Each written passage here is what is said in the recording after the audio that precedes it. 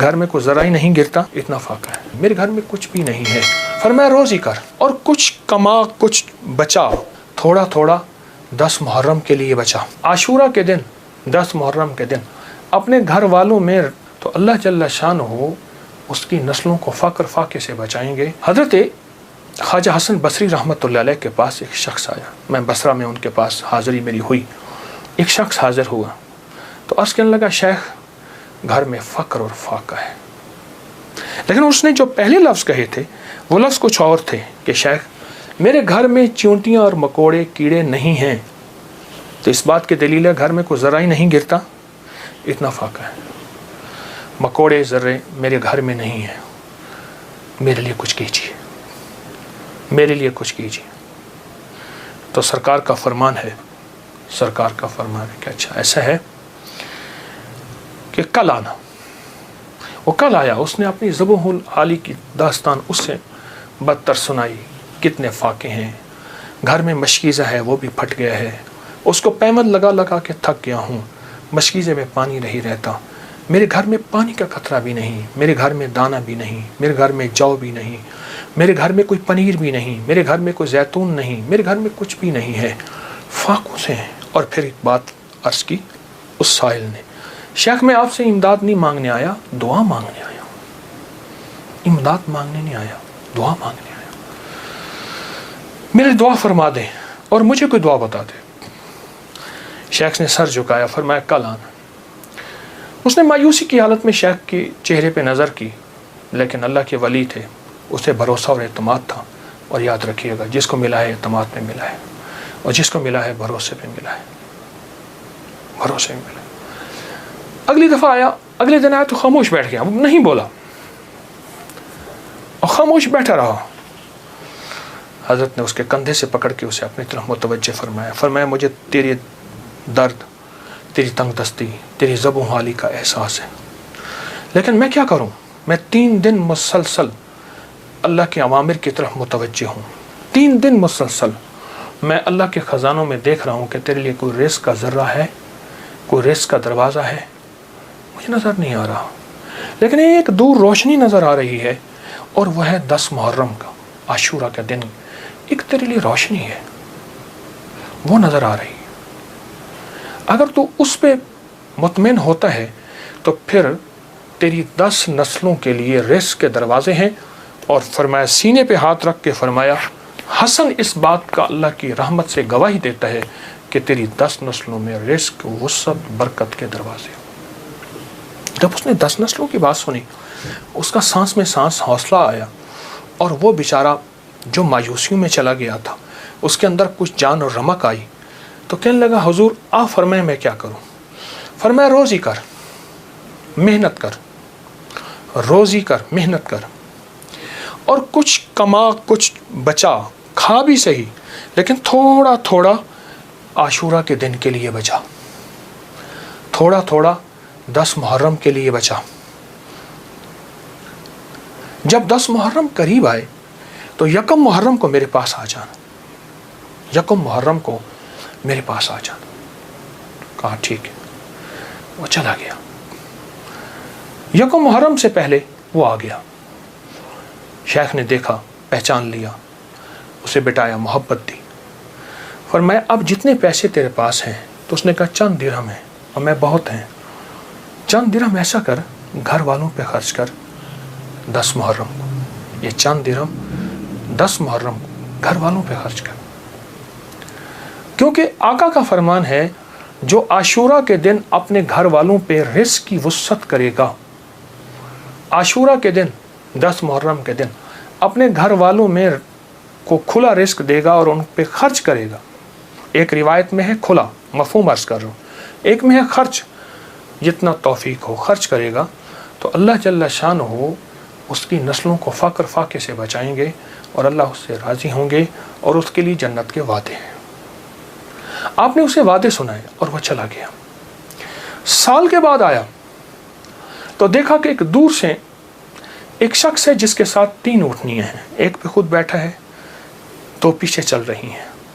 اس نے آ کے اونٹنیاں بٹھائیں، بٹھانے کے بعد جب شیخ کے پاس قریب آیا تو شیخ نے پہچانا یہ تو وہی شخص ہے لیکن آج اس کی حالت بدلی ہوئی ہے، اس کے نقشے بدلے ہوئے ہیں، اس کی کیفیتیں بہت زیادہ بدلی ہیں۔ کیا ہوا؟ اس نے آ کے سلام عرض کیا، ادب سے بیٹھا اور کہنے لگا حضور آپ کے عمل نے مجھے رنگ دیا، میرا ذرہ ذرہ کا کمایا ہوا تھا، میرا ذرہ ذرہ کا حلال جمع کیا ہوا تھا، اس ذرہ ذرہ کے جمع کیے نے میرے لیے حیرت انگیز رحمت اور برکت کے دروازے کھولے۔ آپ نے فرمایا یہ جو اونٹنی جس پہ بیٹھ کے آیا ہوں فلاں نسل کی اعلیٰ اونٹنی ہے۔ ایک شخص کو میں نے دیکھا، وہ آواز لگا رہا ہے کوئی اس اونٹنی کو خرید لے، چاہے ادھار پہ لے لے اور میں اس سے پیسے بعد میں لے لوں۔ تو میں نے اس سے پوچھا کہ اس اونٹنی کے بارے میں تجھے کیا عیب ہے، تو اسے زبردستی آخر کیوں بیچنا چاہتا ہے؟ کہا وہ خاموش رہا، کہا کہ میاں اگر لینا ہے تو لے لو ورنہ ہم چلے ہیں۔ کہا نہیں بتائیں۔ جب میں نے اصرار کیا، کہا کہ میں نے اس اونٹنی کے بارے میں، اس اونٹنی کا خواب دیکھا اپنے بارے میں، اس کو خواب میں دیکھا، اپنے بارے میں دیکھا کہ میرے لیے یہ اونٹنی موافق نہیں ہے اور میں کسی ایسے شخص کو بیچوں جو ضرورت مند ہو، چاہے وہ ادھار لے لے۔ اور کہا وہ زبردستی مجھے کہنے لگا تم لے لو۔ میں نے کہا میرے پاس ایک درہم بھی نہیں ہے، ایک درہم ایک دونک بھی نہیں ہے، ایک اوقیہ کچھ بھی نہیں ہے۔ کہا کچھ نہیں ہے، اونٹنی لے لو، اسے بیچو، جو منافع ملے تم لے لینا، جتنے کی بکے مجھے دے دینا، میں تم سے نہیں پوچھوں گا۔ کہا زبردستی اونٹنی کے لگام مجھے دے کے چلا گیا۔ کہا میں پریشان ہوا تو اچانک میرے دل میں آواز آئی، میرے بندے بن مانگے رزق مل رہا ہے، قدردانی کر، لے لے۔ بس اس آواز نے مجھے تسلی دی اور اس آواز سے میں مطمئن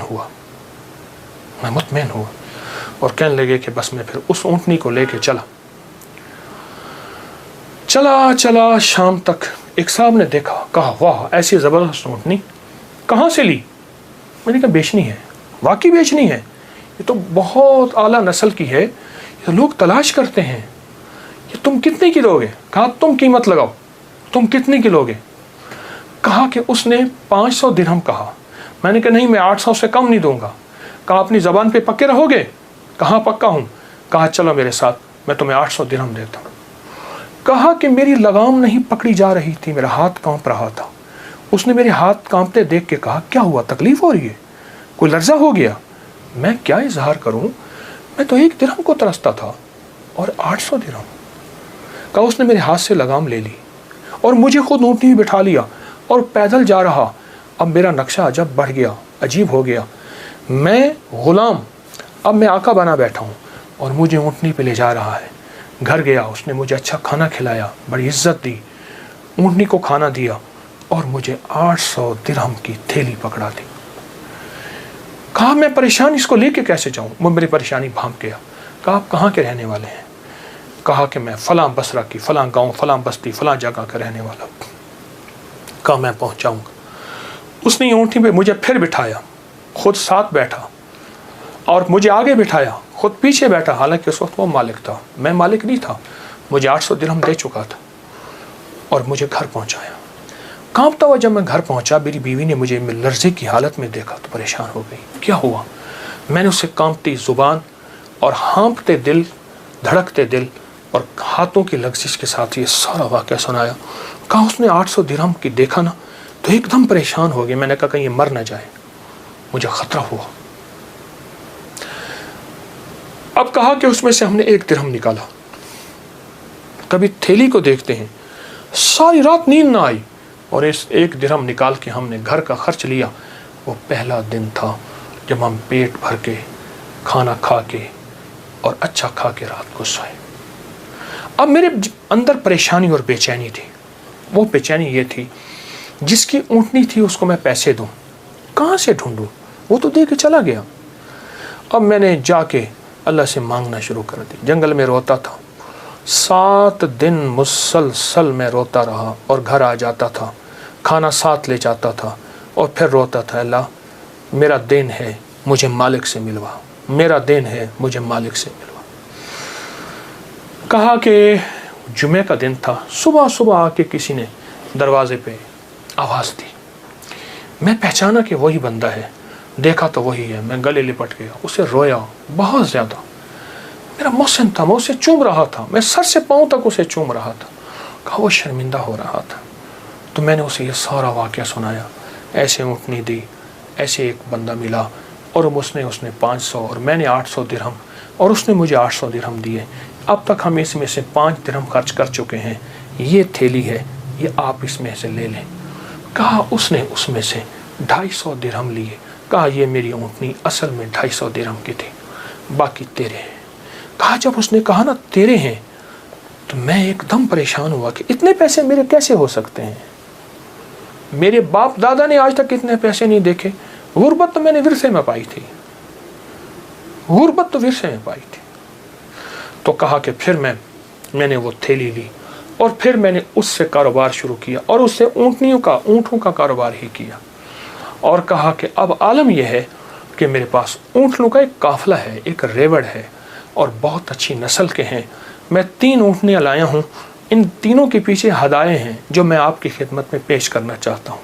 حضرت نے اسے لنگر خانے میں دے دیا، جمع کرا دیا، اور وہ کئی دن حضرت کی خدمت میں رہا اور چلا گیا۔